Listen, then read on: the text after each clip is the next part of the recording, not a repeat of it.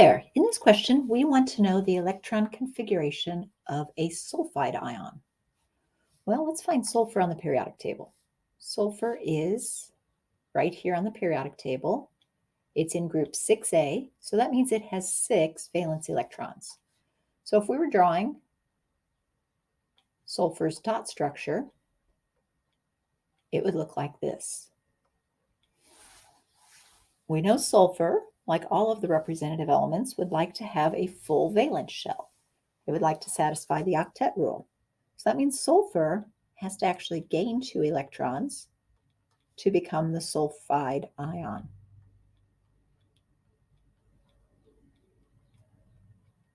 Sulfide ion looking like this with a 2 negative charge. So if sulfur gains 2 electrons, sulfur has 16 electrons of its own.